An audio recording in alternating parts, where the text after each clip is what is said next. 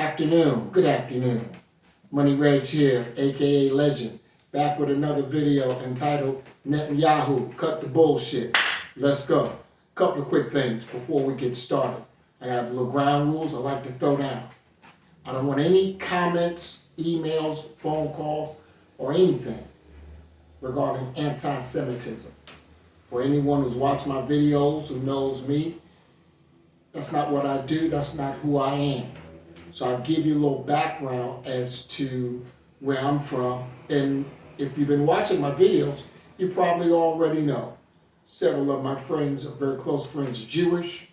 While I was in school, I dated a beautiful Jewish girl. I went to the synagogue every Friday night, Saturday mornings. I read from the Torah, the scroll. They segregated us. Men were on the top floor, women were on the bottom. I did all that. And me, as a Baptist, as a Christian who was a Baptist, walking into a synagogue and not hearing no music blew me away a little bit, because I'm African American. When you go to church on Sundays, the rhythm is knocking on the door before you even get inside. So don't get it twisted. Has nothing to do with anti-Semitism at all. What I'm about to drop on you, give you these pearls of wisdom. So let's get started. Netanyahu, his father changed his name when he got here. His name was Mielowski, and he changed it to Netanyahu, meaning gift from God or something of that caliber. You're no gift from God, not the shit you're doing. You got to cut it out, man. You've been annexing the Palestinian land, even though you have been told by the United Nations and many other authorities not to, but you continue to do your own thing. Then lately, whenever you make a comment that people disagree with the Jews on, the argument is always advanced in your direction that you're anti-Semitic. Not really true. I have families that are black that I disagree with. I'm not anti-black. I'm not anti-Negro. I'm anti-doing the wrong fucking thing. So now, you done kicked the Palestinians' ass for the last 20 plus months. Then killed, 60, 80,000. International court, not me, said you were committing war crimes. Your former prime minister even said you were committing war crimes. Not me, these guys. And Netanyahu still hasn't stopped. So he took his foot off the neck of the Palestinians for a minute. But don't you worry, you Palestinians, when he finished with this Iran situation, he'll be back to put his foot on your neck in a New York motherfucking minute. Everyone likes to say, Israel has the right to defend itself. Absolutely. I totally agree. But then everyone else does as well. Then they have a new situation coming out now with Iran. They've been bullied. The Iranian government has been bullying people, and they have called for the annihilation and the destruction of Jew people. That may be true. But here's another truism. You drive your car in New York City, they talk about killing a motherfucker all day long. You don't see me getting out my car killing everybody. That's what people do when they get angry. And they're watching their brothers being taken advantage of by the Israeli government. I share a true story with you.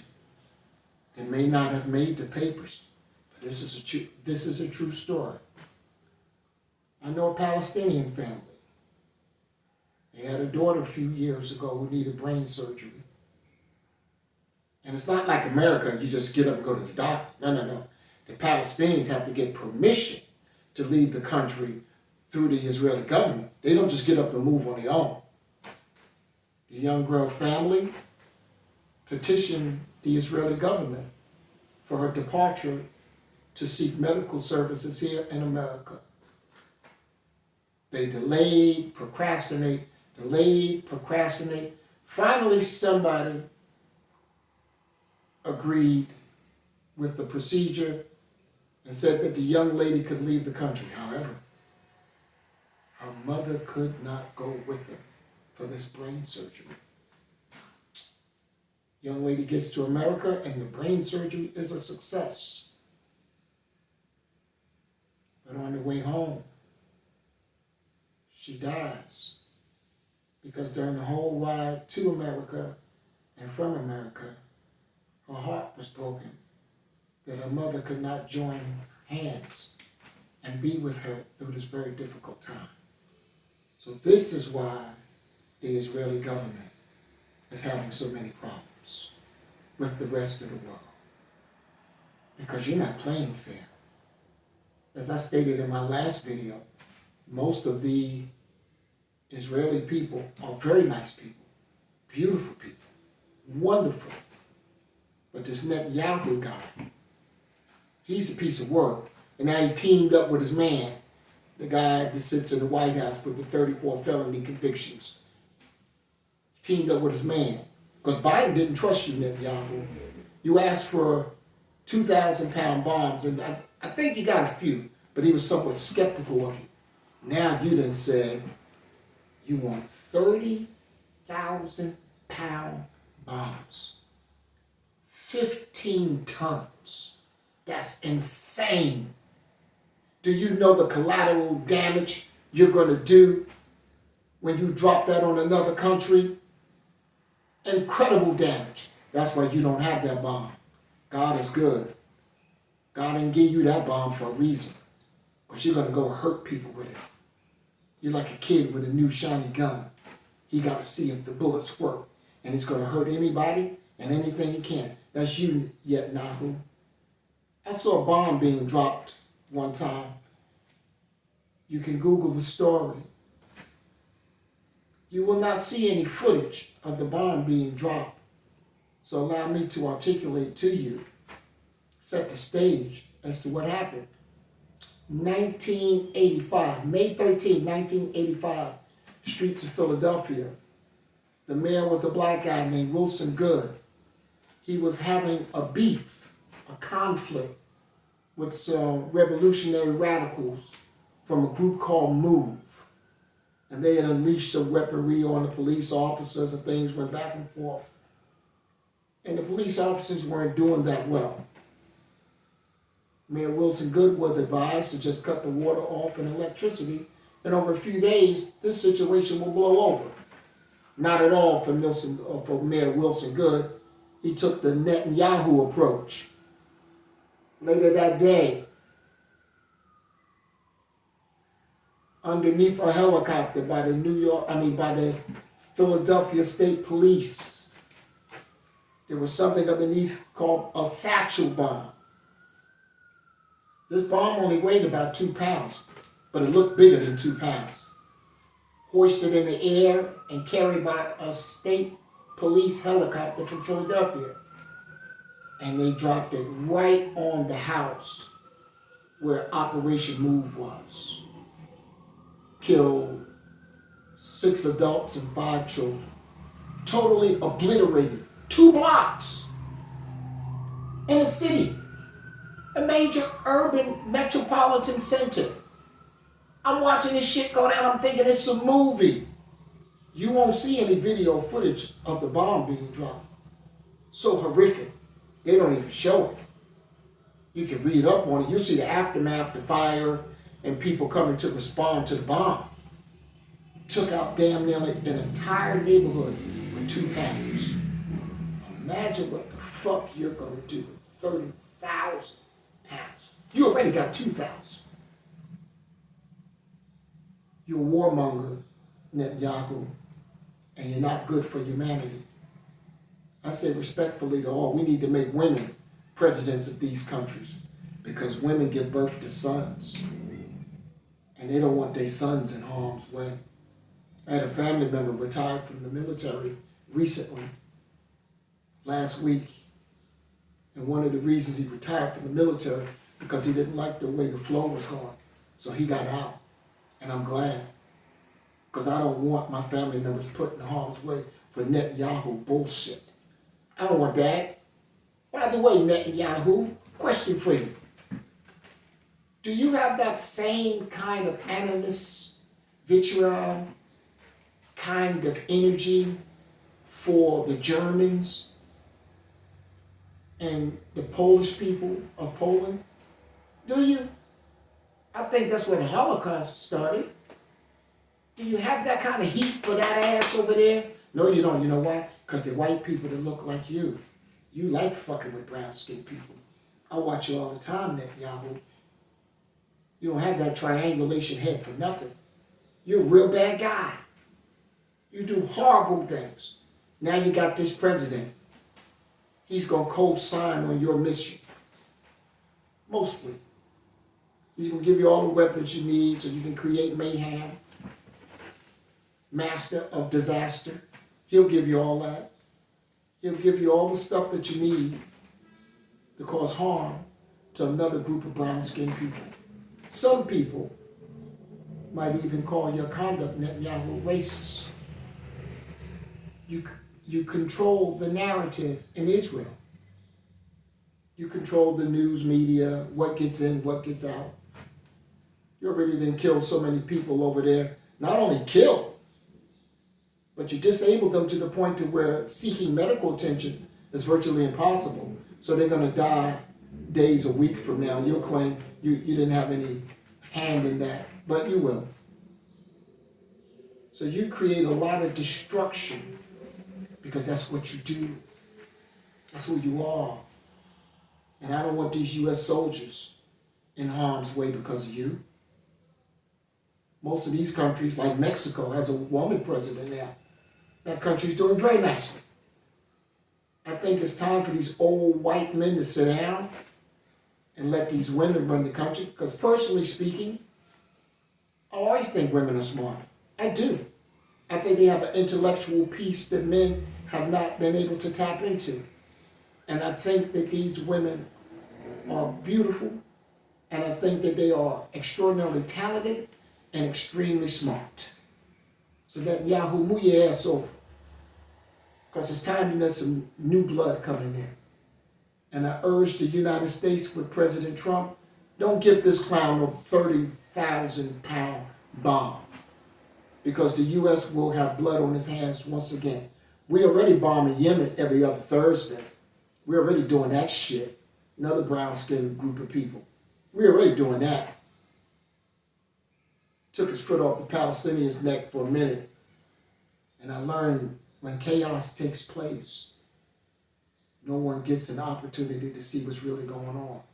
So when you got all of this destruction going on, Netanyahu, what the fuck are you really doing over there? Who you really setting up? Setting up your family? You're going to get a $400 million jet like your boy? You're going to get a $400 million plane? Or maybe you're going to come up with the Netanyahu triangulation head Bitcoin. Steal some more money. Remember, Netanyahu, you got several court cases pending when you are no longer the president. Is that why you're keeping this going? It is so much drama that you're creating that it's impossible to even imagine one person can do all these things. So I respectfully submit to the United States, stay out of it, keep our soldiers safe, keep our soldiers in good tact. I urge the United States not to follow this clown, because I call him a clown. Because what he's asking of us to do is to do his dirty work, to carry out his bidding. Where I'm from the streets. You start some shit, you finish some shit. You don't call in somebody else. You out here starting this shit, Netanyahu. So don't get it twisted for a moment. Stay in your motherfucking lane. Take your foot off of people's necks. Learn how to be a little more respectful. Learn that diplomacy at the end of the day is going to be king. You know why? You can't throw bombs every day and all motherfucking day. Sooner or later, that shit got to come to an end. But if you bring a level of decency and diplomacy to the table, this can work out. You're the only one in the Middle East having trouble with Iran. All the other countries are not having any problem. Why is it only you? Why are you the only one that feel intimidating, Netanyahu? Someone else getting the nuclear bomb disturbs you that much? You know why? Because now you're not going to be able to put your foot in their ass. That's why it disturbs you. So you can go and say to the public all these things about you've been intimidated. They call for the annihilation. The Ayatollah is dead. A few other those people that made the comment are dead. Many of those comments have been misinterpreted, as we know. People say rotten things all the time. That doesn't mean the 90 million of the Iranians. Tucker Carlson had the Senator Ted Cruz on, and he didn't even know how many people were in the country. You know why? Because when you're brown skinned, you don't really fucking count.